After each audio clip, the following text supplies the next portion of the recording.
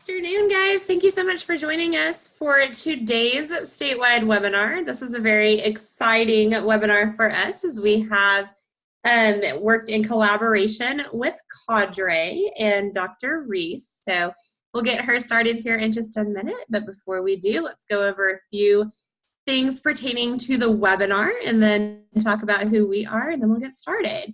So today, if you've been on, you heard Dr. Reese say she is going to ask some questions and interact somewhat in the chat box. So if you will just keep your chat box open, and you can change who you're sending messages to. You can either have all panelists, and she'll be able to see that, or you can change it to all panelists and attendees if you would like. So that's first thing. We are going to do a Q&A session here at the end of her presentation. And so to keep things from getting a little crowded and convoluted, we want to keep chat box open for chat and interaction during the presentation. And then we would like you to put your questions for the Q&A session in this box with a Q, and it says Q&A in your menu bar. That will either be at the top or the bottom of your screen, depending on your computer and how Zoom is set up for you. If you have trouble finding that, please let us know in the chat box and we will help you out. If you have any technical issues during our webinar, feel free to reach out to myself, Christina, or Zach Hidalgo, who is our IT guy, and he will get you taken care of. All right, guys, well, welcome. I'm Megan Sanders, Training and Evaluation Specialist at First Network. Joining me today is Christina Henning, who's the Director of Statewide Services. Partners Resource Network is a nonprofit agency that operates a Texas statewide network of parent training and information centers. And you probably know us in your area as either PATH Project, PEN Project, or Team Project. And we are federally funded by a grant from Department of Education, Office of Special Education Programs, known as OSEP. We provide training and education, information and referral, technical assistance, and emotional support for parents of children with disabilities, birth to 26 years of age. All right, that is who we are. Now let me introduce our fantastic speaker and we'll get her started. This is Dr. Melanie Reese. She joined the National Center for Appropriate Dispute Resolution and Special Education, known as CADRE, as a director in October 2017, after having served as a dispute resolution coordinator for the Idaho Department of Education Special Education Department since 2010. In that time, she helped grow Idaho's facilitation program into a thriving and valuable option for Idaho's districts and parents. Additionally, she oversaw the state's mediation, state complaint, and due process hearing processes, where she worked closely with Idaho's Parent Training and Information Center and local educational agencies. As professor for Boise State University 2009, Dr. Reese remains active in the academic community and is a co-author of 2 successful textbooks in conflict and mediation studies. Dr. Reese currently sits on the Boise State University's Dispute Resolution Graduate Advisory Board and is a member of their graduate teaching faculty.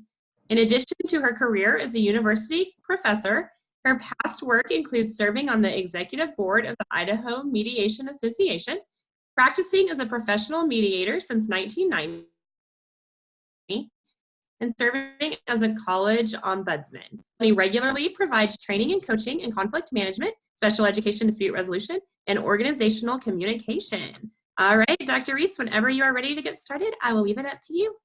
Okay, thank you. And go Broncos, Boise State Broncos, yay.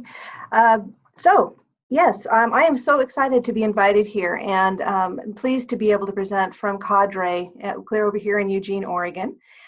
We are going to be talking about turning conflict into positive outcomes. And I'm going to turn my screen over, so I'll be right back while I do that. There it is. There's my name. Again, thank you so much for the invitation and being part of this program, part of your outreach. I very much appreciate it. So we're going to start talking about the nature of conflict, which, by the way, is my most favorite topic ever. I devoted my professional life to it, and I'm excited at any opportunity to talk about conflict management and resolution and how to make the world a better place, one conflict at a time. So what I would like for you to do, and I need to be able to see the chat box, so hold on just a second while I figure out how to do that from this screen. Megan, what I'm having here, since I'm sharing my screen, I'm not able to see the chat box. Do you have suggestions for me? Okay, hey, Dr. Reese, if you'll kind of, can you scroll up to the top of your screen? Or at the bottom? There it is. There you go. So it doesn't have chat, it has participants and Q&A, so that must be where it is. If you'll look at the 3 dots that say Gotcha. Chat, that would do it. Awesome. Okay, thank you. Okay, so what I would like for you to do is I would like for you to picture in your mind a conflict in which you were a participant. So I would like for you to kind of conjure up those feelings that you had while you were in that conflict. What did it feel like? What did it look like? What was the impact? And if you would, in the chat box, give me one-word answers of describing that conflict for me. So how'd you feel? Opposition, your heart was racing, you felt bullied, lion's den, tense, hurt, angry, frustrated, powerless, anxious. You're doing a great job. Fearful, painful, nausea, stressed. Okay, those are great. You felt attacked and disappointed. So great. Not great that you felt all that, but your answers are very much what most people come up with. Feeling unappreciated. Your head was going to explode. What I would like for you to do, and somebody actually identified it for me, is to rethink conflict. The conflict happens. Conflict is just one of those things that is part of people who care about things, right? So you're feeling passionate about something, you come up against somebody else who's feeling passionate about something. Conflict is going to be a result if there's disagreement. Don't be surprised by it. Conflict is normal, natural, and it's to be expected. The Chinese symbol for conflict is actually very enlightening. It's actually 2 symbols superimposed. And I had a friend of mine who was Chinese, who spoke and wrote Chinese, validate this for me. So the idea is that the symbol for conflict is actually 2 superimposed symbols of danger and opportunity. And that's very enlightening. If we look at conflict as both having the danger of feeling misunderstood and anxious and disappointed and fearful and your head is about to explode, that's the danger part. And if we don't manage conflict in a productive way, there are real dangers that exist. However, conflict also holds opportunities. And so what I would like for you to think about is what are some of the opportunities, the gifts that conflict hold. So go ahead in the chat box and maybe think about some of those opportunities that are available to us when we are in conflict. Greater understanding, we can learn from each other. Very good. Open to new options, we can come to a resolution, clarification, seeing somebody else's perspective, collaboration, growth, expressing your point of view, relationship building, excellent, teamwork, going deeper. So we just played the game of guess what Melanie was thinking, and it seems like you did a pretty good job. So I had clarification, healing, understanding, movement, growth, creativity, problem solving, and relationship improvement. Oops. Now, at the same time, as you are dealing with conflict, things are going to get emotional. That is a natural outcome because you were telling me that your heart is racing or that you may experience like your head is going to explode. The more we care about something and the more that something is threatened by a different perspective or a different path, we are more likely to experience high emotions, and dealing with emotions is difficult. High emotions increase when an outcome holds critical importance to us. And if we look at emotion from that light and we see it in others and we feel it within ourselves, then perhaps we can start to be a little more objective about how to move forward with that view and with those emotions. When conflict escalates, resolution is more difficult because tactics go from light to heavy. People have a tendency to bring out the big guns and use those war metaphors, like I'm going to demolish their argument, or I feel like I'm going to war, right? Tactics go from light to heavy. When we're in deep conflict, Positions may become more polarized and people become more risk averse. Some people actually withdraw in conflict. There are others who may run toward conflict and become more aggressive. But in any event, and we're going to talk about positions in a minute, but positions become more polarized. When conflict escalates, all of a sudden we're not just arguing about whether or not we should get a new vacuum cleaner, but now we're going to talk about the toaster that you bought and the new car that you want to get, right? So the issues have a tendency to expand the more conflict continues. Specific issues move to general issues. Not only am I unhappy that you opened my mail, but now it's going to go to, I am really unhappy with you because you are always invading my privacy. It goes from very specific issues to more general issues. And when we talk in generalities, that becomes very difficult to work through. Our motivations in resolving the conflict might change. Where it started off with, we wanted to do well and get our needs met in this conflict, it may escalate to, actually, I want to win and I want you to lose. And more than anything else, I want to teach you a lesson. Can you relate to any of these tactics or any of these experiences in conflict? Yeah, me too. Which is probably why I decided to approach this area of research is, you know, conflict is uncomfortable and I really wanted to understand it and help other people understand it. So, and then some, very cute and very true. So let's talk about a conflict manager's toolbox. There are many tools, and I have an hour, or actually about 40 minutes to really go through and talk about what the tools that I want to share with you. So I'm not going to be able to give you a whole toolbox, but I'm going to be able to add to whatever toolbox that you already have. I'm going to talk about the tool of separating the person from the problem. I'm going to talk about finding interests. I'm going to talk about determining levels of messages, and then give some validation tools. And within validation tools, I'm also going to talk about some ways in which you can share your conflict and your concerns in a way that might be heard better. So the first thing that happens in conflict is that, and I've done lots and lots of mediations where this has happened, where you have two people who are on opposite sides of a table, the proverbial table. And person A is thinking, gosh, everything would be so much better if person B would just change. And person B is looking at person A and saying, you know, really, if you would just be different, everything would be so much better. If you would take my perspective, or you'd open your eyes a little bit more, you would see this point of the argument. In other words, it is very normal for people to see the other person as the source of the problem. When trying to approach conflict in a way where it's more open and ripe for management and productive management and resolution, we need to move from seeing the other person as the problem. But when people disagree, that's generally how it looks. So the goal in problem solving is to separate the person from the problem and metaphorically get both people on the same side of the table. You have person A and person B sitting on the same side, and the problem is on the other side of the table. This approach is, if you are in ever mediation, the goal is to put the problem on the other side of the table so that the two of us who are in conflict can look at the problem and try to resolve it. It's not personal, it's not about personal attacks or characteristics of the other person, but it is about the problem itself.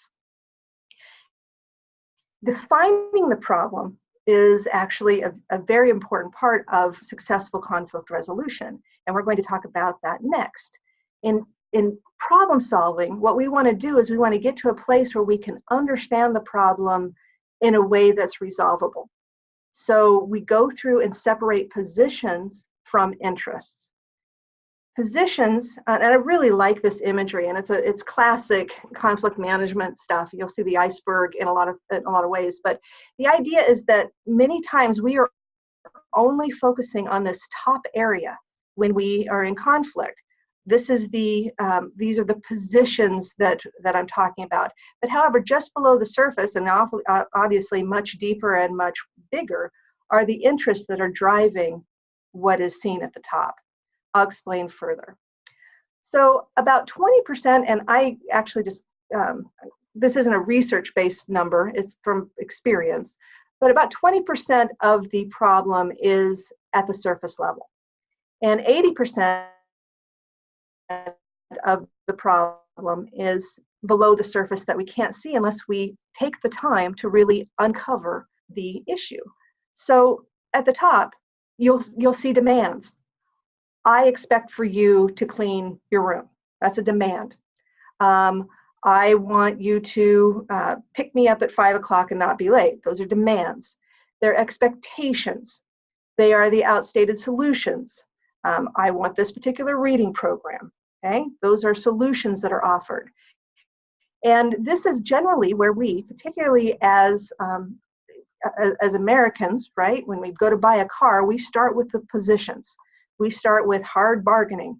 We lay out what it is that we want to accomplish right at the first. I'm not going to take less than $4,000 for this car. I'm not going to pay more than $9,000 for this car, right? So those are the positions that we generally engage in.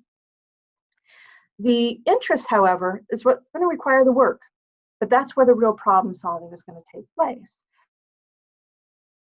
The interests are the underlying needs, the underlying beliefs, the underlying values, perhaps even the underlying fears that we need to really understand in order to create lasting, meaningful resolution. So let's go into some examples. Well, let me give you a little more information. So positions are the solutions that are offered, right? They're the I expect, I want, you should, this is what must happen. And again, this is how we have traditionally been trained to enter into negotiation. I'm going to come in and I'm going to give my expectations, right? Interests are the motivations, right? They're the I need, I value, I fear, I hope. And it is difficult, and I'll be the first to admit it, when you are faced with positional bargaining to come in and change it to interest-based bargaining. And the example that I have is, several years ago, I was selling a used car via Craigslist. Actually, I'm old, it was before Craigslist, but we had newspapers back then, classified ads, but I was selling this vehicle. And I had gone to the library as a good little researcher, and I had determined how much money I was going to accept for it. And I put in exactly what I thought the value of the car was into the ad, because, heck, I was a communication person, right? I studied conflict. I'm going to try interest-based car selling. So I don't remember how much it was a used car. It was like worth $4,500. And a woman came to my house to look at the car. She drove it around. She really liked it. And she came to me and she said, I really like the car. Will you take $3,500 for it? And instead of saying no, or getting into the expected positional bargaining of, well, no, but would you take 42? And she'd say 38, and I would say 41, and she would say 39, and we'd end at 4,000, right? That isn't what happened. Instead, I tried to identify her interests. And I said, so $4,500, this is how I came up with that amount. I looked at this and this and this, and I took off for this and that, this scratch or whatever. And so I came up with $4,500 as the cost for the car. What is your reason for your amount that you're offering? And she just kind of looked at me blankly and she said, well, because it's less than $4,500. That's true. $3,500 is less than $4,500. And so I recognized her interest to be fairness. She wanted to have a fair deal. So I said, I appreciate that you want to have a fair deal. I too want to have a fair deal. So let me explain again, how I came to this number, and then we can see whether or not you think that's fair. And she wrote me a check happily for $4,500 and had a good car for it. So that's an example of using an interest-based approach, even when somebody is coming in with a position, identifying an interest. So in order to, and I love this picture. I had a previous trainer who found this, and it just doesn't get any better than these pictures. But really, what we're trying to do, thank you. What we're trying to do in identifying positions is to recognize them when we hear them and then dig for the interests. And so you're trying to figure out what need is this position attempting to satisfy? Fairness. What is motivating that person? What is the person emphasizing so they will be heard and understood? What is a person afraid will happen if their demand is not fulfilled? So as you look at the positions that you hear, dig to try to get at what's motivating that particular perspective. So your turn. We have a dad and a son, and the dad's position is curfew is 10 p.m. It is a school night, and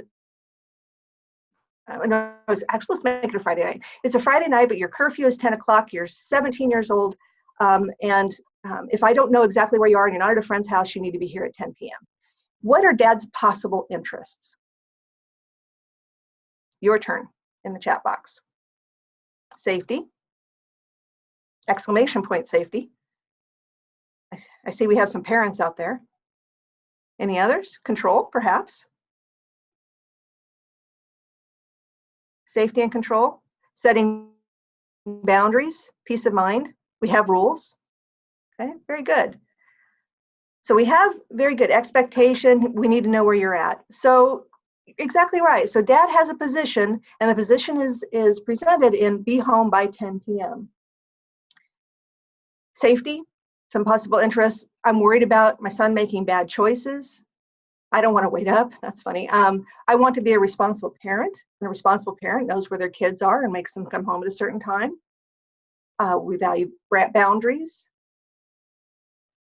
I don't want this son to turn out like his brother. Okay? We don't know what the history is. So let's look at the son. So the son has a concert, and he's going to be riding with some friends, and dad's okay with him going to a concert, but the son is like, hey, 2 o'clock a.m., that is when I want to be able to be home. What are his interests? To fit in, to be accepted, not miss out, freedom, fun, socializing. Don't want to be embarrassed in front of your friends, to be cool, not leave the concert early, show that he can be responsible and to be trusted. Excellent, excellent. So again, did a great job of guessing what Melanie's thinking. Having fun, not being controlled, freedom, independence, peer approval, social interaction, time away from home. The concert doesn't end till late, so they don't want to miss out. So if we take it from be home by 10 o'clock, I don't want to be home until 2, how can looking at the interests help them get to a resolution? Is there a possibility for dad to feel comfortable in safety and the son still to come home later, maybe not 2, but later than 10 a.m.? Is there a way that the son can feel peer approval or freedom and independence, yet still meet dad's interests of safety? So turn up my microphone. There's a question for me to turn up the microphone. So good example, dad can go to the concert, perhaps. Maybe that is an option. Or maybe dad could be the person who drops him off and takes him. Or maybe, tell me when the concert's over, keep checking in with me and text when things are good, so I can know what's going on. Maybe we can do 1 a.m. this time, or maybe we can make some kind of agreement to after when you're a little bit older or whatever. So if you see the importance of looking at particular interests as a way to open conversations and work toward better management of conflict, that's a healthy way to get to good conflict management. So let's bring it into the school system. Let's say a position is, I would like my son to have, or daughter to have, a one-on-one aide. The interests, instead of going in with the position, I already have the solution, here's my expectation of what needs to happen. Starting off with the team on what the interests are. I'm really concerned about safety and bolting. I'm concerned about there may be members on the team who are concerned about social growth or academic success, but focusing on the interests opens up the dialogue to meet the real needs that are presented, whereas a position has a tendency to block, okay? So finding interest, this is a really good, and actually I stole this so I can brag on it, a really good slide. So if you are in a conflict, these are some good questions that you can use in order to find the interests. You don't have to use all of them, but maybe find one or two that work for your personality and your way of which to communicate. But if you're trying to find somebody else's interests, you can ask, how has this affected you? Or what do you think would happen if we do your choice or do another choice? Can you explain how this is important to you? How does this solve the concern you've raised? What's blocking you? What do you need to move forward? Backing up, oops. Again, find those questions that really work for you in conflict so that you can help other people identify their interests, because truly people have a tendency to come in position oriented. And if you want to be a good conflict manager, really helping them identify their interests and being able to identify your own is going to help you. My favorite question isn't actually on here, but as a mediator, one of my favorite questions to really try to identify interests is, could you tell me a little more about this? Could you tell me a story that explains that for me or paints me a picture of what's going on? And getting people to actually explain, okay? So the next tool that I want to talk about is unpacking messages. Unpacking messages, every message that we send, particularly in a conflict situation, has layers. And so you've got a whole cat theme going here, and that was rather unintentional, but I'm going to go with it. So we're going to unpack messages. We're going to start here with a conflict that my husband, now of 30 years, and I used to have.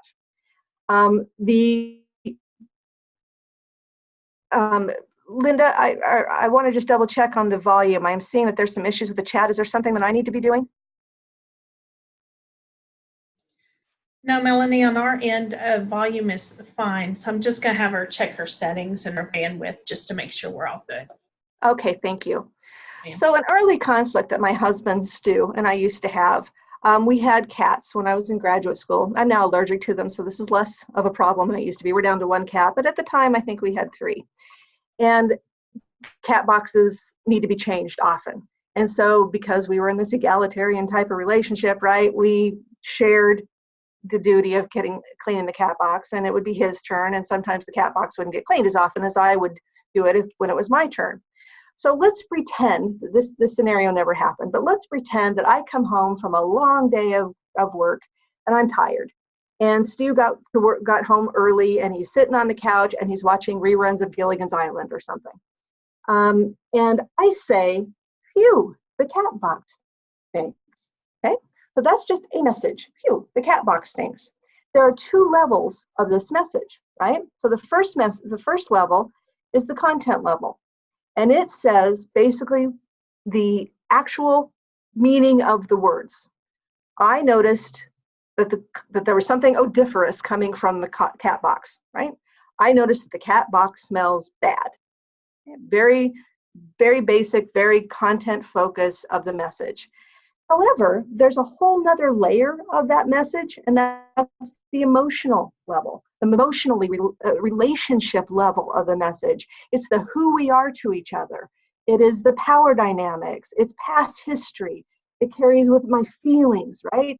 And it says something like, man, I cannot believe you're sitting there on your butt watching television when the cat box is smelling, and don't you know that your mother's coming over later, and I really don't want to be embarrassed, and really, every time it's your turn to clean the cat box, it's 2 or 3 days, okay, right?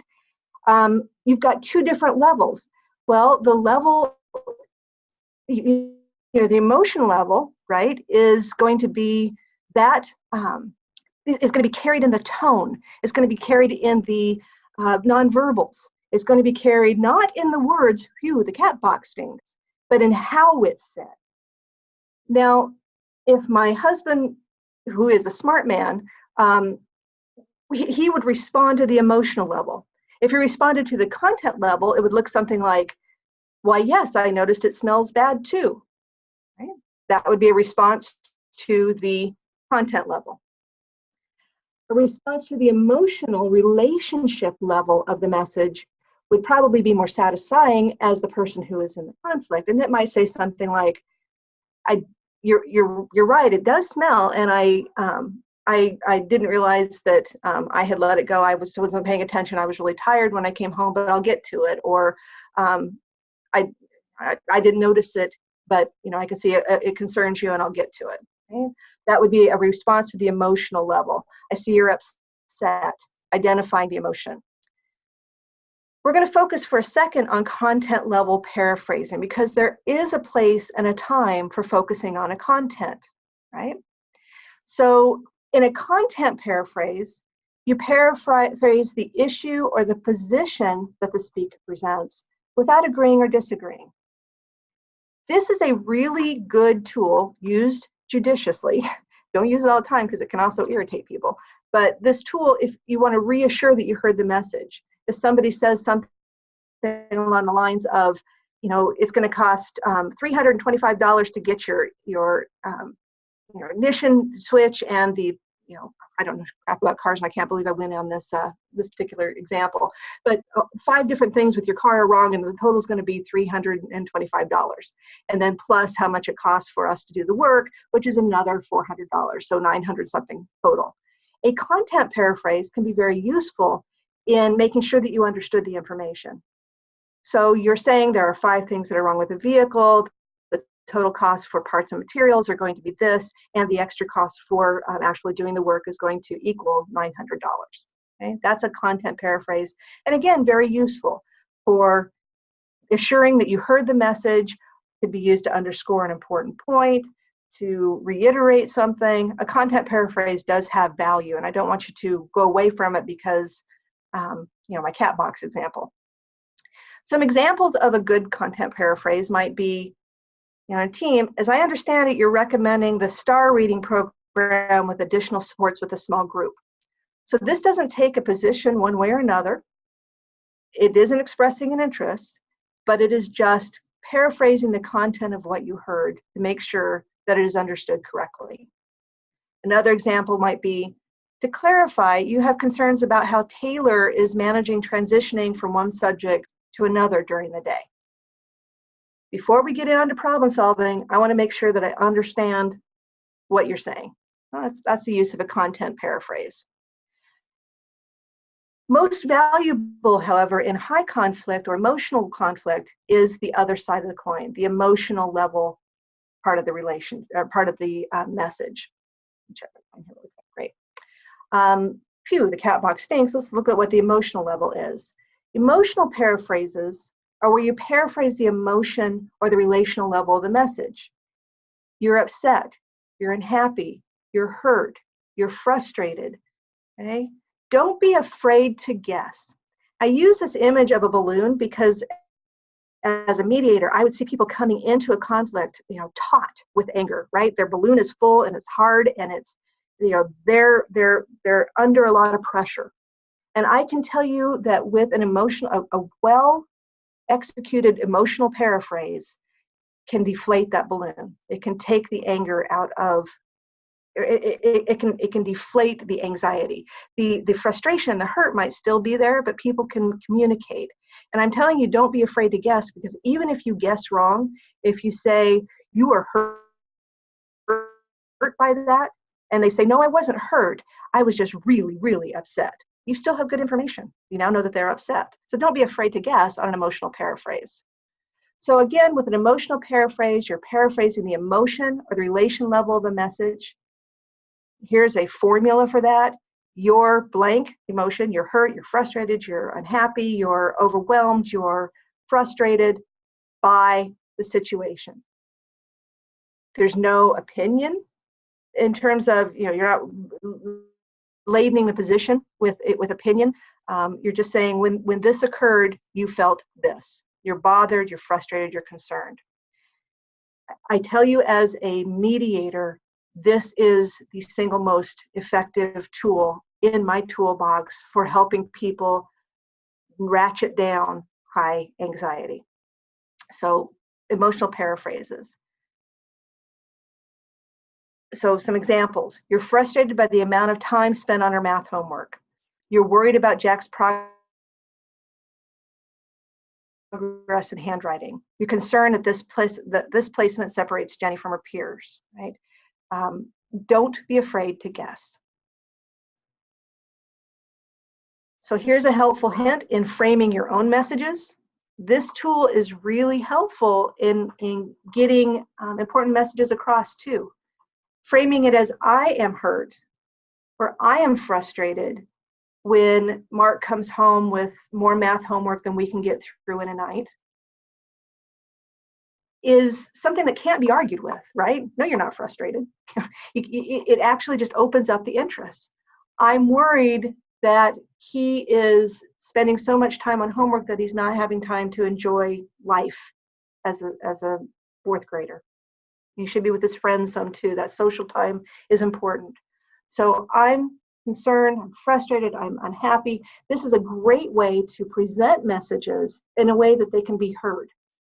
Is get your interests out with an effective framing, using that emotional level of a message. And as promised, I was to leave some time for questions. And so I open it up if you have anything that you would like to talk about.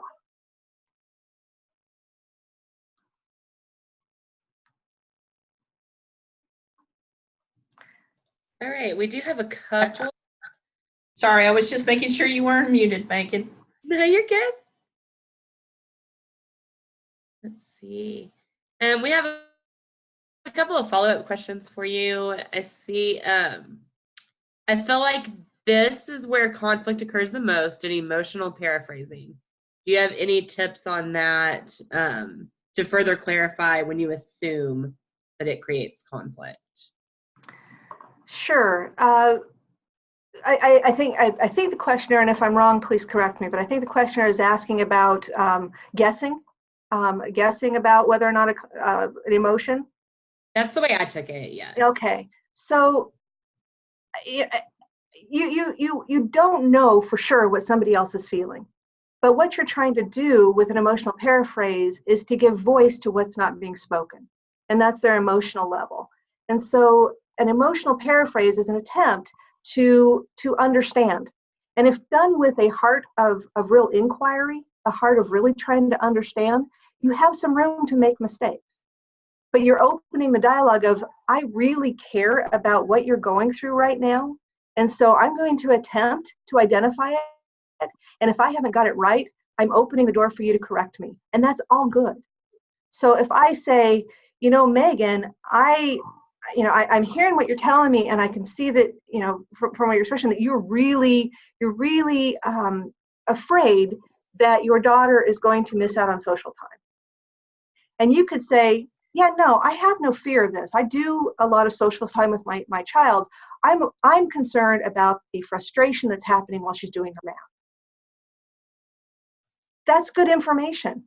And my guess just opened the door for more dialogue. So I hope I answered the question. Yeah, it actually additional questions from some of our other guests. How does this work if the parties aren't in the same room?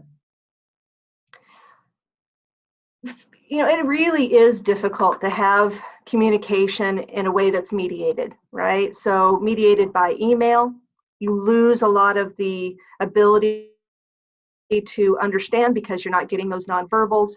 It's by telephone, that mediated communication does make this more difficult, but it ups the it ups the need for it even more, because what we have a tendency to do is assume what people feel. This is human nature, right? I'm going to assume that this is what you meant, and if I'm unhappy with you, I'm not necessarily going to paint you in a good light. So the chance of miscommunication by some kind of mediated communication increases the risk, but it also increases the importance of trying to get past that and ask those questions and try to understand, before we move any further. Here's an example. Before we move any further, I just want to clarify, you're concerned about A, B, and C. Or before we move any further, I really want to understand where you're coming from on this.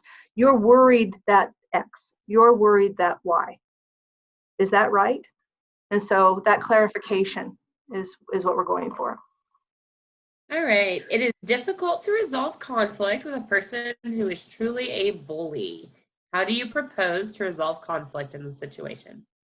I heard it's truly difficult to resolve conflict when what? With a person who is a true bully? Oh, bully.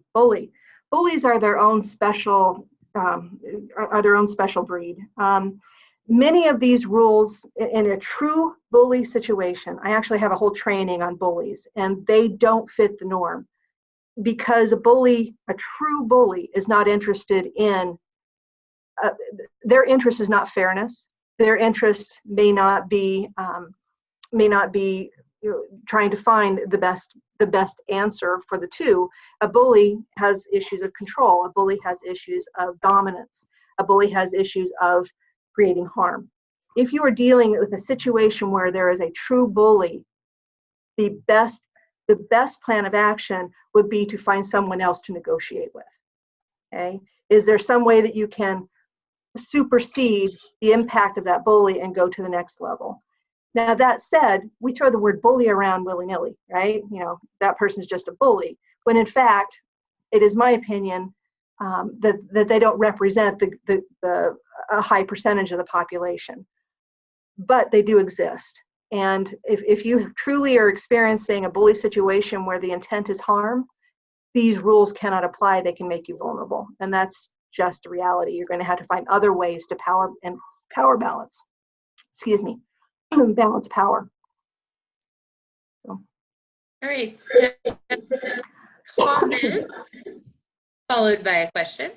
I just participated in a workshop on the book Nonviolent Communication, and the premise is similar, getting to the needs of the message rather than the content. This is so helpful. So she says thank you. And then, do you have any suggestions for how to handle when the parent's response to your emotional paraphrase is something along the lines of, you actually have no idea how I feel and you never can? That's probably true. I mean, I think I would validate that and say, I can't walk a mile in your shoes because I got my own shoes I'm walking in. At the same time, I really want to understand what's going on for you. So if I've got it wrong, why don't you help me understand? And I think validating the concern that they are feeling isolated, that's what they're feeling, and you can identify that. And I don't like the "you're feeling" as a start to any kind of sentence because people feel tooled. I find the best feeling paraphrases are just you emotion. So you're concerned, or you're isolated by this situation. And my job is really to try to understand how you're experiencing it. So let's take some time so that I can at least get some perspective that will help us move forward. All right. Tips to prepare for or keep an open mind about a face-to-face meeting after conflict at the last meeting. So for an example, an ARD meeting when the previous meeting was difficult. Okay. I really like the language of getting current and future focused. So if there is tension that exists because of the past, right? We get past over here, we need to get current and make sure that we have understanding. But I think that there's real benefit in creating a line of we now are understanding where we were coming from that got us to this point of conflict that wasn't resolved. Now that we understand, we've told our story, we've explained, we may not agree, but we understand where each other's coming from. Create that line where you can be future focused. And this may be an example where a meeting would benefit from a facilitator who can help get current and move a meeting to future focus. People make mistakes, and I think that a heart of forgiveness goes a long way. And recognize that people may be emotional, may have said things they didn't mean, or may have been inartful in the way in which they presented their side. Let's find a way to get to a place where we at least understand where the other person's coming from so that we can move forward in more productive ways. All right. How can I concerns if it's met with condescension. Sometimes I feel as a parent, our voices can be invalidated. How do we reinforce our assertiveness without sounding or coming off as mean? I think, first of all, come in with the knowledge that you're the expert on your child.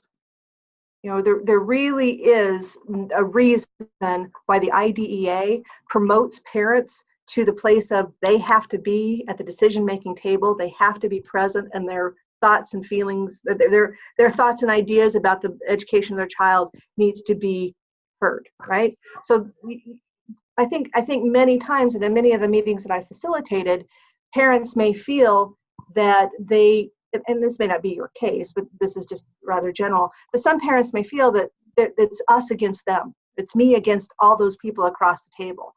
And the reality is, you're the most important person at the table.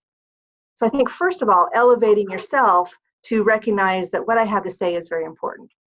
That said, if you believe that what you are saying is not getting the air that it needs, maybe do what's called meta communication, which is called communication, or which is communicating about communication, and take some time with the team to say, you know, before we get into an issue, I really want to talk about a way in which I can make sure that my concerns are being heard, because in the past I haven't felt that way.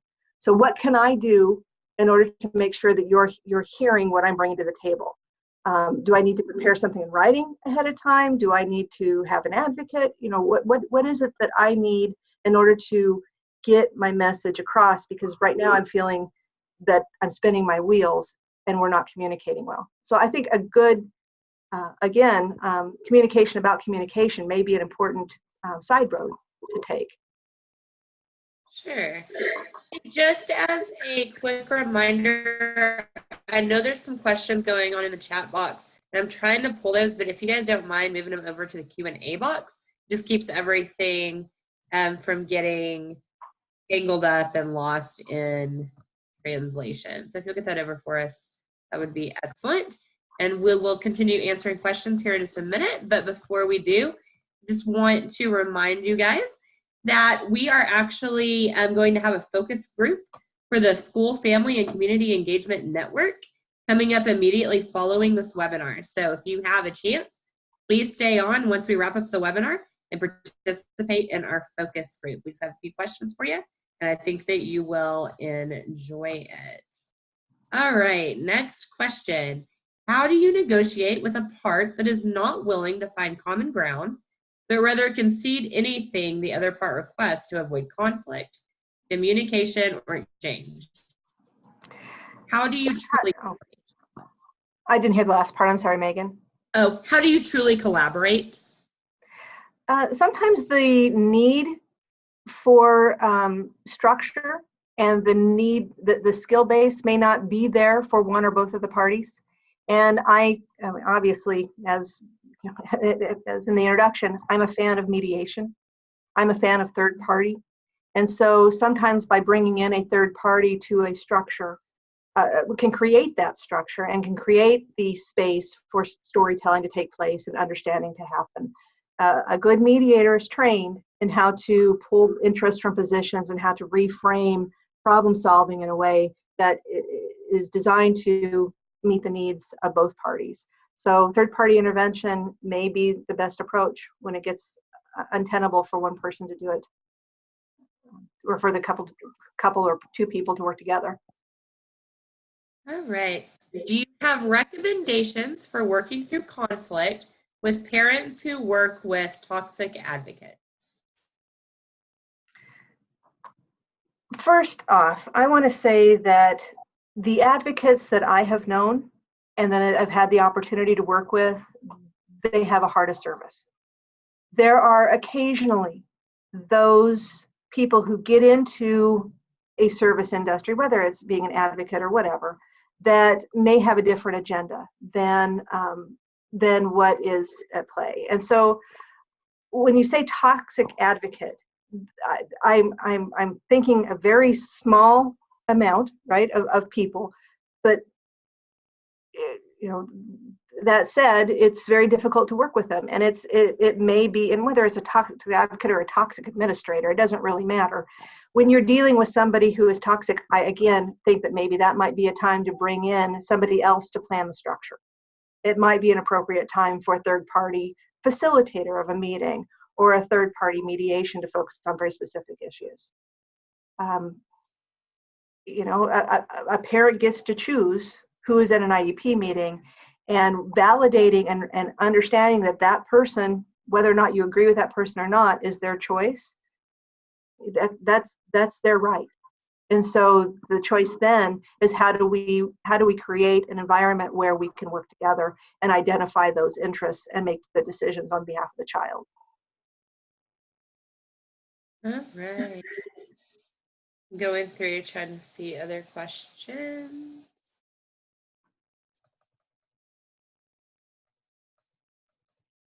What can you do when you want to negotiate a solution with the school administrators?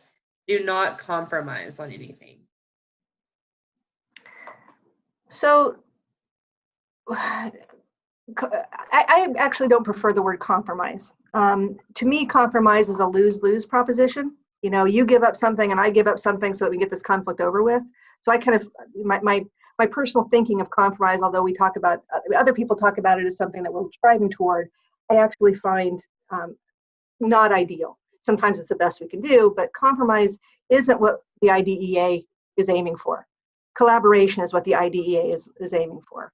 They want interest-based, evidence-based practice, right? That is what should be in an IEP, according to the IDEA. And listening to both parents and districts in order to get to that point where we can agree on a plan of action is the goal.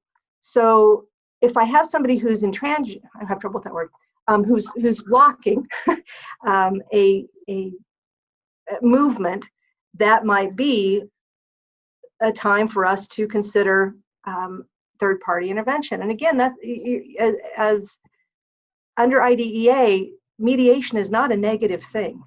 It is there to provide support for the good decision making, and that might be the place for that to happen. If you have a situation where you as a parent believe that a district is making a wrong choice, you have other dispute resolution options available to you. So knowing what your rights are ahead of time, not using them as threats, but understanding them as, you know, if this is truly where I believe the focus should be, then I know that I have options in order to pursue them. I do believe, and CADRE firmly stands behind the idea that you handle disputes at the lowest level appropriate, right? I mean, it's appropriate to talk directly to somebody. It's appropriate to have conversations in an IEP meeting, and if there's disagreements, it's appropriate to have a facilitator. It's also appropriate to have a mediation, but at the same time, it may be appropriate to file a written state complaint or a due process hearing. All the options are available. All right, we have that came in. Is it okay to agree to disagree and focus more on consensus rather than taking sides? I feel that some positions are equally valid and trial and error may be the best approach. Trial and error, and making a decision for trial and error is a decision, is an interest-based decision. So if it's meeting the interests of the parties to see what happens and to follow up to see if it worked, that seems like a reasonable outcome. Sure. And we just had another comment come through. In my experience with IEP meetings, I listen and suggest trying both sides for a trial period to see if each party's idea work out and revise later with best outlook. So it kind of tied right into the last question. So, all right, guys. Well, that is the last question that came through on our Q&A. Megan, I have the last slide here. It's just letting folks know what's happening at CADRE. So if you want more information from CADRE, you certainly can visit our website. There is a plethora of materials available for parents, resources for families, webinars that you can watch on conflict management and building trust. And there's a lot of stuff that's out there. You can also contact us by email.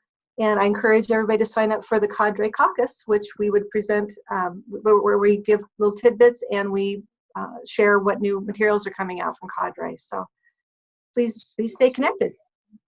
Yes, absolutely. CADRE gives great information, and I love getting the newsletters and all of that sent to my email. So I encourage everybody to join that. All right. Well, thank you so much, Dr. Reese, for joining us today. My pleasure.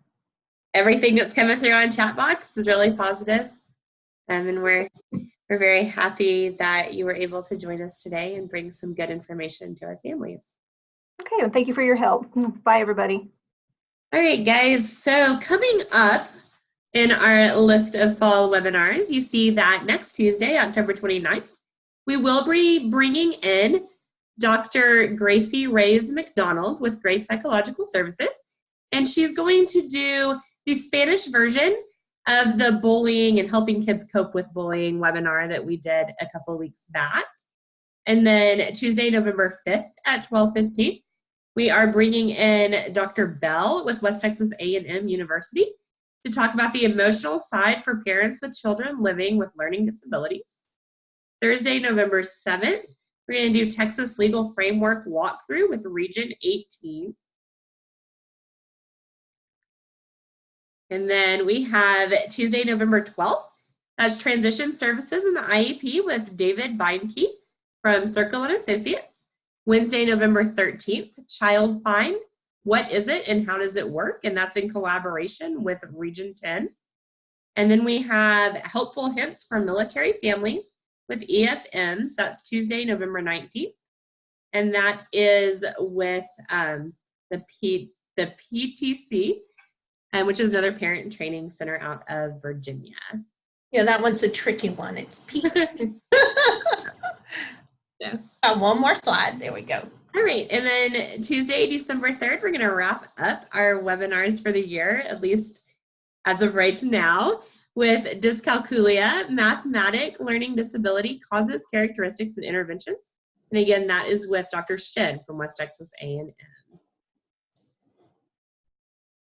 All right, guys, here is our information. So if you have questions, thoughts, concerns, anything that you would like to share with us in regards to our statewide webinars, please reach out. Give us some feedback. Let us know topics that you would like to see presented, anything like that. Our emails are on the screen, and you can send those to either myself or Christina.